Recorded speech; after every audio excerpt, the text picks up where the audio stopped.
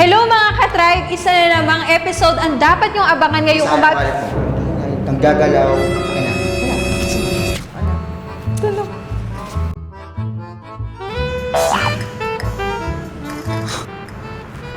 Grabe. Napakadelikado na ng panahon ngayon. Hindi natin alam ang mga huldapan dito, huldapan dyan.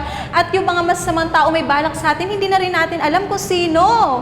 Kaya naman, iba pa rin talaga ang may alam sa self-defense like this trending Krav Maga. Krav Maga is also known for its focus on real-life situations and extremely efficient in brutal counterattacks. Kaya naman mga ka-tribe, halina kayo at sama-sama nating alamin ang disiplina behind Krav Maga. Siyempre, bago mag-umpisa ang training, kailangan mag-warm up. Ay, warm up pa lang, hirap-hirap na. Krav Maga encourages students to avoid confrontation. If this is impossible or unsafe, it promotes finishing a fight as quickly as possible. Tinuturo rin sa mga estudyante to defend against all variety of attacks and are taught to counter the quickest and most efficient way. This kind of training can also cover situational awareness to develop an understanding of one's surroundings, learning to understand the psychology of a street confrontation, and identifying potential threats before an attack occurs. It may also cover ways to deal with physical and verbal methods to avoid violence whenever possible.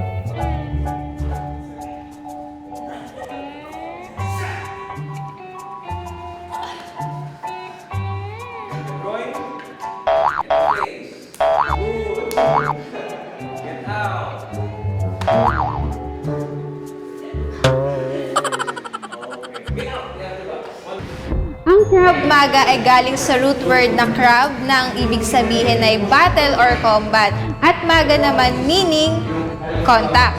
Ang self-defense na ito ay galing sa mga military ng Israel that consists of a wide combination of techniques like boxing, wrestling, Muay Thai at marami pang iba.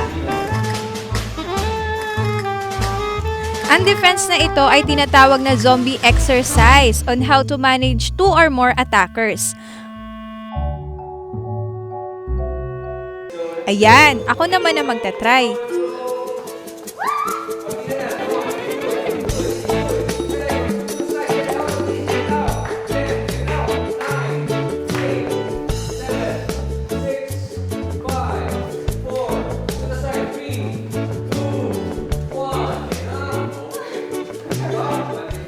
Mga ka-tribe, kasama natin si Sir Fred at tuturuan niya tayo kung paano ipagtatanggol ang ating sarili kapag na-hold up ka na may baril sa likod.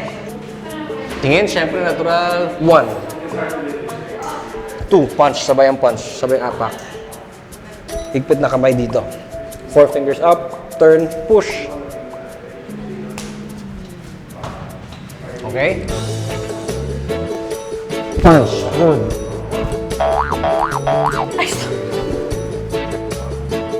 Okay lang. Hindi tayo basta-basta maaray. Cellphone wallet. Dali. Punch. Better. Pangalawa naman ay ang hold up na tutok sa leeg gamit ang Okay, kutsilyo. yun, patay. Yes. Tingnan mo. Pag nandito yung knife sa leeg ko, if I do this, Opo. I just helped you. Hindi importante kung anong kamay ginagamit mo. Okay?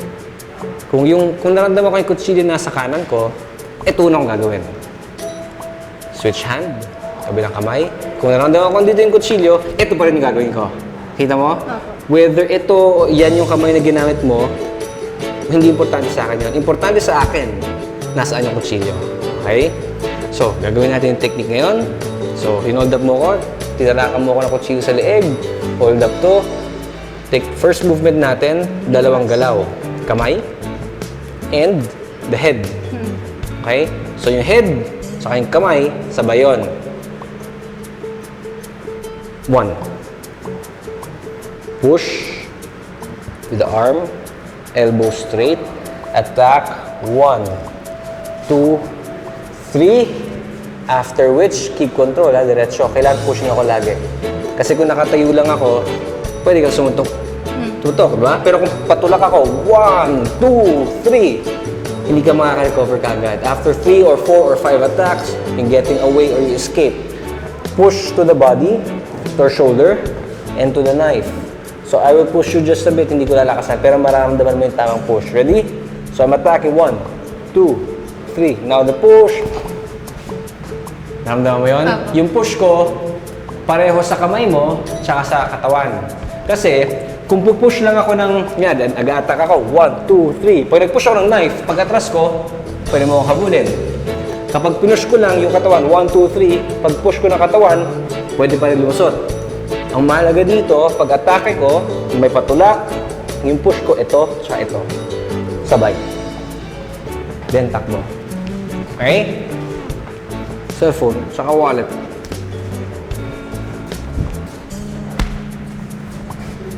Then run. Kailangan takbo.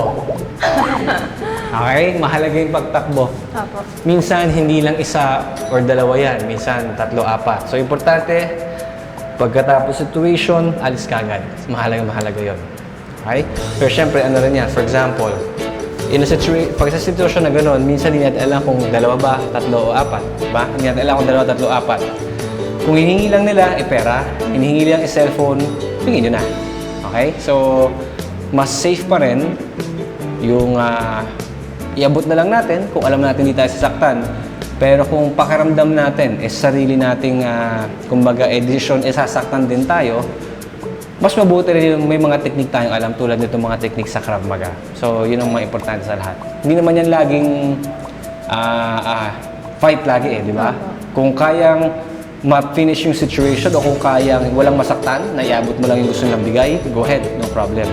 Pero just the same, isipin nyo parang insurance lang to. Itong Krav Maga technique sa to, pag nag-training tayo, very, very serious. Hindi tayo babaka sakali. Pero, as much as possible, hindi natin gagamitin. Pero kung kailangan, we always make sure na dahil maganda yung training natin, magagawa natin ng tama at makaka-uwi tayo ng hindi nasasaktan. O at least, hindi tayo naging biktima ng mga ganong klaseng sitwasyon. Opo. So, yun ang mahalaga sa lahat. At dyan nagtatapos ang ating Krav Maga lesson ngayong araw. Sana may natutunan kayo sa mga itinuro ni Sir Fred. At sa nakapartner ko kanina, medyo masakit pa ha. Pero sana yung mga natutunan natin ay may apply natin sa mabuting paraan at mapagtanggol natin ang ating mga sarili sa mga nakita natin kanina.